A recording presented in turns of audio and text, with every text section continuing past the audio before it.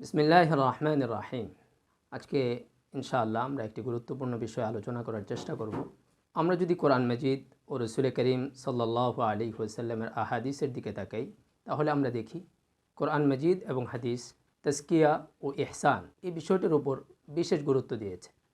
কোরআন মাজিদে আমরা রসুল করিম সাল্লাল্লাহু আলাইহি ওয়াসাল্লামের যে দায়িত্ব বন্টনের বিষয়টি দেখি, আমরা দেখি আল্লাহ রাব্বুল আলামিন বলছেন, লাকাদ মান্নাল্লাহু আলাল মুমিনিন ইয বাআথা ফীহিম রাসূলাম মিন আনফুসিহিম ইয়াতলু আলাইহিম আয়াতিহি ওয়া ইউযাক্কিহিম ওয়া ইউআল্লিমুহুমুল কিতাবা ওয়াল হিকমা। আল্লাহ রাব্বুল আলামিন বলছেন সূরাত আলে ইমরানে, আল্লাহ রাব্বুল আলামিন মুমিনদের উপর বিশেষ অনুগ্রহ করেছেন, কারণ তিনি তাদের মধ্য থেকে তাদের মাঝে একজন রসুল পাঠিয়েছেন, যিনি তাদেরকে কোরআন মাজিদ পাঠ করে শুনিয়ে থাকেন, তাদেরকে পরিশুদ্ধ করেন এবং তাদেরকে কোরআন ও সুন্নাহর শিক্ষা প্রদান করেন। তো এই জায়গাটায় আমরা দেখতে পাচ্ছি রসুল করিম সাল্লাল্লাহু আলাইহি ওয়াসাল্লামের যে গুরুত্বপূর্ণ দায়িত্ব, তার মাঝে একটি হলো উম্মাকে পরিশুদ্ধ করা। উম্মার মাঝে যে পাপ পঙ্কিলতা রয়েছে, যে খাবাসাত রয়েছে, অনিষ্ট রয়েছে, সেগুলো থেকে তাকে মুক্ত করা। আমরা সূরা আশ-শামস এর দিকে যদি তাকাই, তাহলে আমরা দেখব সেখানে আল্লাহ রাব্বুল আলামিন অনেকগুলো কসম করে তারপরে বলেছেন, কাদ আফলাহা মান যাক্কাহা ওয়া কাদ খাবা মান দাসাহা। রব্বে করিম বলছেন, যে নিজেকে পরিশুদ্ধ করলো সে সফল কাম, আর যে নিজেকে পরিশুদ্ধ করলো না সে ব্যর্থ। এবং এই জায়গাটায় আমরা দেখি রসুল করিম সাল্লাল্লাহু আলাইহি ওয়াসাল্লাম বলেছেন, তিনি যে দোয়া করতেন, বেশি বেশি যে দোয়াগুলো করতেন, তার ভেতর একটি দোয়া ছিল, আল্লাহুম্মা আতি নাফসি তাকওয়াহা ওয়া যাক্কিহা আনতা খায়রু মান যাক্কাহা।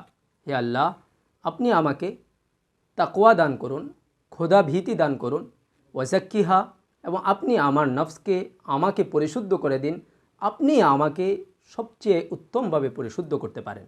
এছাড়া হাদিসে জিবরিল, প্রসিদ্ধ যে হাদিস রয়েছে, সহিহ বুখারী এবং মুসলিমে হাদিসটি এসেছে, রসুল করিম সাল্লাল্লাহু আলাইহি ওয়াসাল্লামকে হযরত জিবরিল যখন জিজ্ঞাসা করলেন, মাল ইহসান, ইহসান কি? রসুল করিম সাল্লাল্লাহু আলাইহি ওয়াসাল্লাম বলেছেন, আল ইহসান আন তা'বুদাল্লাহ কাআন্নাকা তারাহ ফাইন লাম তাকুন তারাহ ফাইন্নাহু ইয়ারাক। রসুল করিম সাল্লাল্লাহু আলাইহি ওয়াসাল্লাম বলছেন, ইহসান হলো এমনভাবে আল্লাহর ইবাদত করা যেন তুমি আল্লাহকে দেখছো। আর যদি তুমি এতটুকুন চিন্তা করতে না পারো, তাহলে অন্তত এতটুকু তো অবশ্যই চিন্তা করতে পারবে যে তোমাকে তোমার প্রতিপালক সার্বক্ষণিক সর্ব অবস্থায় দেখছেন। তো এই নুসুসগুলো, কোরআনের এই আয়াতগুলো, এই হাদিসগুলোকে যদি আমরা সামনে রাখি, যে ধরনের আয়াত এবং হাদিস কোরআন মাজিদে যে ধরনের আয়াত আরও অসংখ্য রয়েছে, হাদিসের ভেতরেও এরকম আরও অনেক হাদিস বলা যাবে। এই সব কিছুকে সামনে রেখে আমরা বলতে পারি যে আমাদের জীবনে তাজকিয়া, ইহসানের এক বিশেষ গুরুত্ব রয়েছে।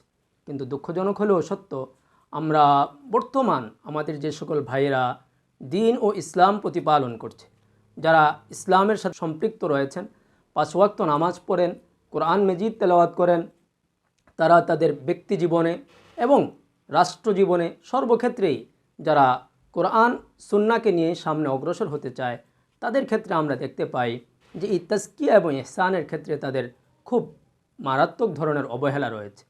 এবং এই অবহেলার একটা অন্যতম কারণ এটাও যে তারা আমাদের এই ভারত উপমহাদেশে তাজকিয়া এবং ইহসানের যে মেহনতটি, যে কাজটি হচ্ছে, সেটা যেহেতু তাসাউফ শব্দের মাধ্যমে হচ্ছে, তারা তাসাউফ শব্দটি কোরআন এবং সুন্নাহয় খুঁজতে যায়। খুঁজে যখন দেখা যায় যে তাসাউফ শব্দটি নেই, তখন তারা মনে করে যে কোরআন সুন্নাহ তাসাউফ এর ব্যাপারে কোনো কিছুই বলা হয়নি। অথচ কোরআন সুন্নাহর যে তাজকিয়া এবং ইহসান শব্দটি রয়েছে, রব্বানি যে শব্দ রয়েছে, সেই শব্দকে কেন্দ্র করেই এই উপমহাদেশে তাসাউফ কেন্দ্রিক চর্চাগুলো হয়ে থাকে। তাই আমাদেরকে যদি আমরা সফল হতে চাই, যদি আমরা এমন ইবাদত করতে চাই যে ইবাদতের মাধ্যমে আমাদের দিল ঠান্ডা হবে, আমাদের চোখের শীতলতা আমরা অর্জন করব, যেই ইবাদতের মাধ্যমে, যে ইবাদত আমাদেরকে সব ধরনের গুনাহ, অশ্লীলতা, মন্দ কাজ থেকে বিরত রাখবে, তাহলে অবশ্যই আমাদেরকে এই তাজকিয়া এবং ইহসানের যে মেহনত রয়েছে, সেই মেহনতের সাথে যুক্ত হতে হবে। আর এই মেহনত কেন্দ্রিক এটা অবশ্যই অনস্বীকার্য যে তাসাউফ কেন্দ্রিক আমাদের এই ভারত উপমহাদেশে যে ছাড়াছাড়ির কথা বললাম, পাশাপাশি অনেক বাড়াবাড়িও রয়েছে। এই বিষয়ে একটি উত্তম সমাধান হতে পারে উস্তাজে মুহতারাম মাওলানা আব্দুল মালিক সাহেব হাফিজাহুল্লাহ রচিত তাসাউফ তত্ত্ব ও বিশ্লেষণ, এই বইটি যদি আমরা মনোযোগ দিয়ে পড়ি, তাহলে আমরা ইনশাআল্লাহ এই বইয়ে তাসাউফ কেন্দ্রিক যে ছাড়াছাড়ি রয়েছে সে বিষয়ে যেরকমভাবে আমরা জ্ঞান অর্জন করতে পারবো, ঠিক এর পাশাপাশি তাসাউফ কেন্দ্রিক যে বাড়াবাড়িগুলো রয়েছে সর্বক্ষেত্রে সর্বোচ্চ পর্যায়ের বাড়াবাড়ি থেকে মাঝারি পর্যায়ের বাড়াবাড়ি, হালকা পর্যায়ের বাড়াবাড়ি, মোটামুটি সব ধরনের বাড়াবাড়ি নিয়েই উস্তাদ মুহতারাম এখানে আলোচনা করেছেন। এই বইটি আমরা খুব যত্নের সাথে গুরুত্ব দিয়ে পড়তে পারি।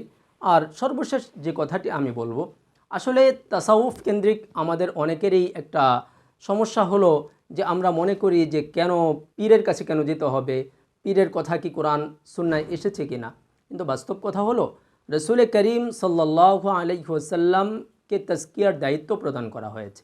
এই জায়গাটা থেকে বোঝা যায়, এবং পরবর্তীতে তাবেঈন তাবেঈন ওনারা ওনাদের তত্ত্বাবধানে যারা থাকতেন তারা তাদের মাধ্যমে পরিশুদ্ধি অর্জন করেছেন।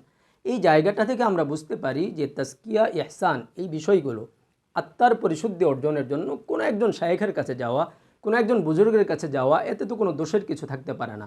আমরা স্বাভাবিকভাবেও দিনই যে কোনো বিষয়ে পরামর্শ করে থাকি।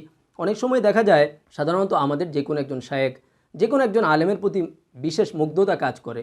হয়তো আমি তার হাতে বায়াত হইনি, আমি তাকে পীর হিসাবে কল্পনা করি না, কিন্তু আমার জীবনের সমস্যাগুলো বিভিন্ন বিষয়াদি আমি তার সাথেই শেয়ার করি।